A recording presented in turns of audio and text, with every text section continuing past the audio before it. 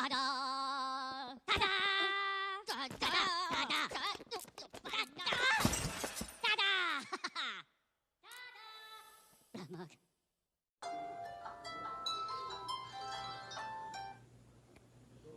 aí, Manel, já começou a estudar pro trabalho final? Ainda não, quais são os assuntos mesmo? Você vai estudar sobre a introdução da bioestatística, no caso a importância e aplicação, depois no segundo tópico, conceitos básicos, população, dado, variável e amostra. Boa sorte, hein? Pronto, eu já separei o conteúdo aqui, vou começar a estudar agora, viu? Tchau.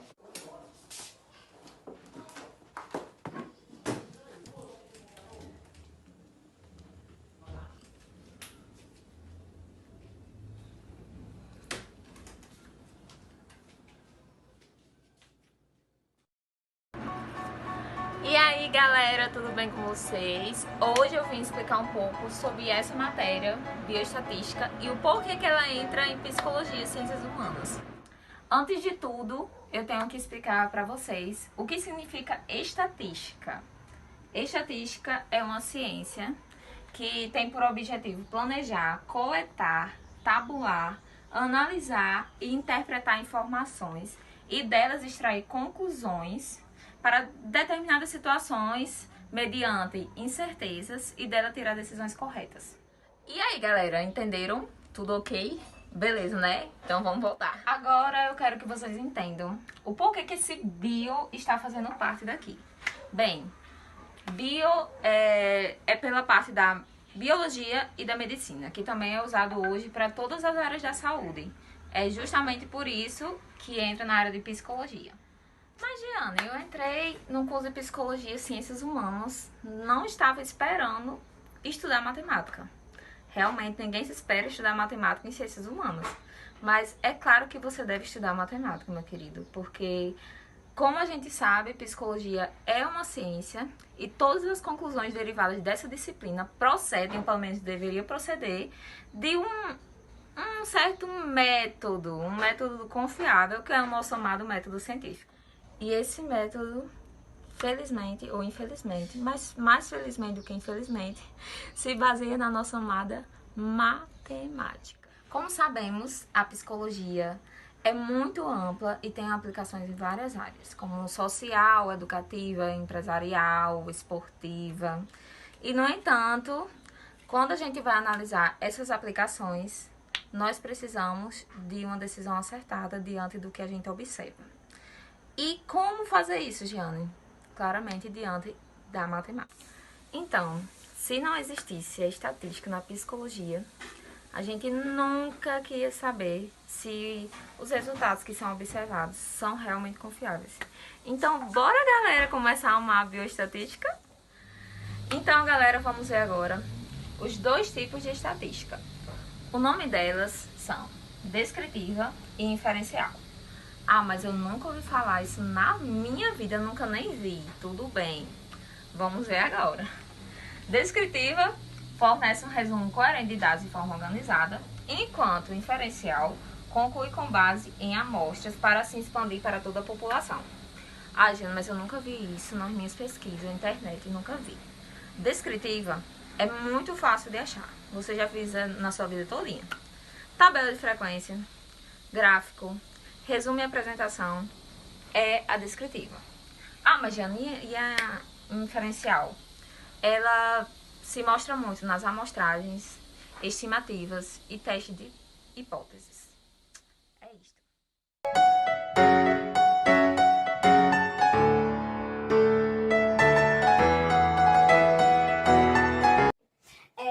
Bom, vou explicar melhor para vocês o que é a população, o que é a amostra, a definição deles, o que é que eles fazem e tal, tá bom? Nessa área vermelha aqui é a população que eu vou fazer uma entrevista de um determinado assunto, tá? E a área azul é a amostra. Como a minha população está representando um grupo maior, um grupo entre aspas, tá? Uma comunidade, uma região maior de habitantes, tem um número maior de habitantes, não fica viável para mim entrevistar cada um, fazer perguntas a cada um, pois isso não fica viável e demora bastante tempo, dias, horas, meses, dependendo do assunto que você está tratando ali naquele momento. Então, a amostra vai chegar a partir de quê?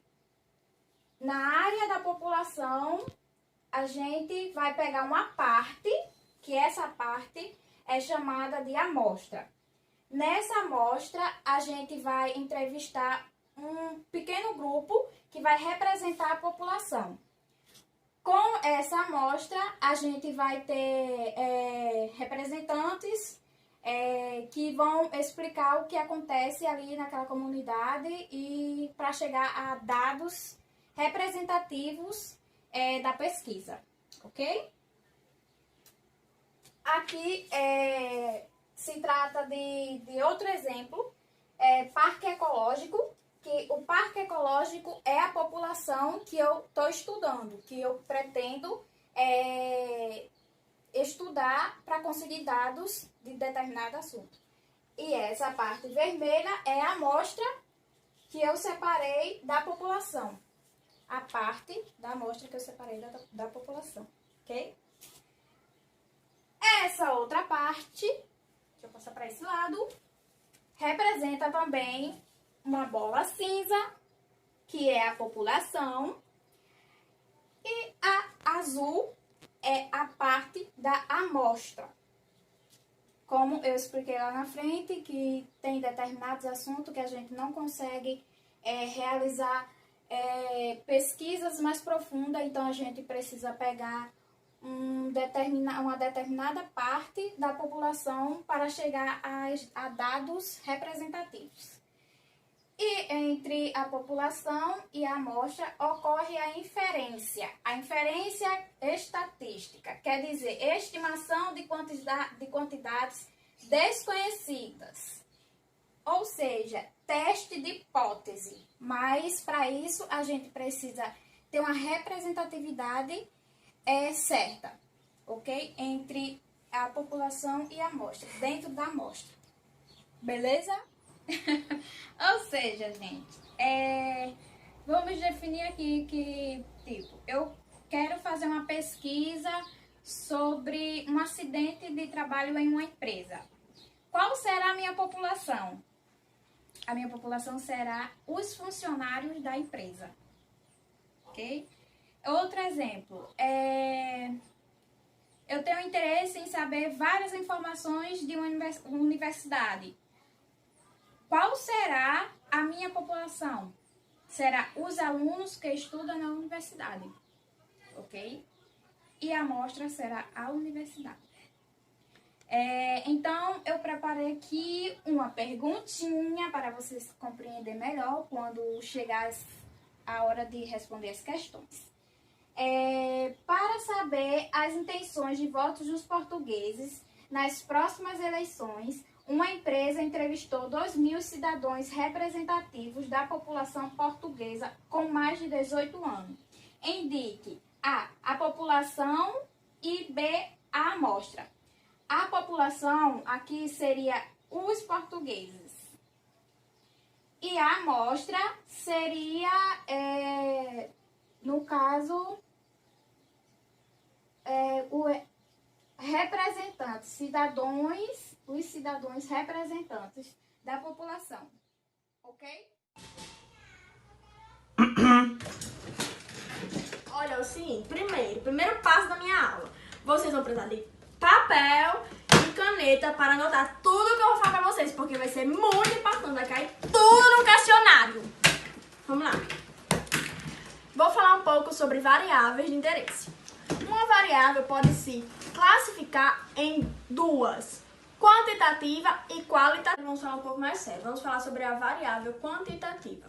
É aquela que mede qualidade no indivíduo. Vou citar dois exemplos. O primeiro, por exemplo, é o sexo. Temos o sexo masculino e o sexo feminino.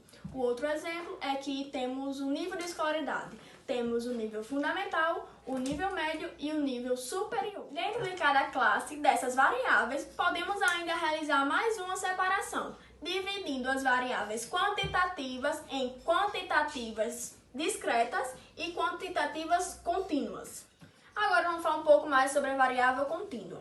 Ela é aquela que expressa uma medida como um valor real, por exemplo, o peso ou altura. Já a variável discreta expressa um valor de uma contagem, por exemplo, idade, funcionários de empresa, quantidade de TV, habitantes de uma cidade. A primeira, a contínua, ela pode ser usada com vírgulas, já a discreta, não. Já a variável qualitativa, nós podemos considerar duas classes de variáveis. A variável qualitativa nominais e a variáveis qualitativas ordinais. Agora o nosso amigo Joel irá dar continuidade ao nosso assunto, explicando um pouco mais sobre as qualitativas nominais e as qualitativas ordinais. Vou dar agora continuidade no conteúdo da Sabrina e vou falar de variável qualitativa ordinal e variável qualitativa nominal. A variável qualitativa ordinal é aquela que se separa os indivíduos em classes com uma determinada ordem. Por exemplo, nível de escolaridade, fundamental, médio e superior. Nitidamente, existe uma relação de ordem nessas classes. Quanto à variável qualitativa nominal, separa os indivíduos em classes, porém não é possível estabelecer uma ordem, por exemplo, sexo masculino, feminino, esporte praticado, futebol, basquete, nesse segmento.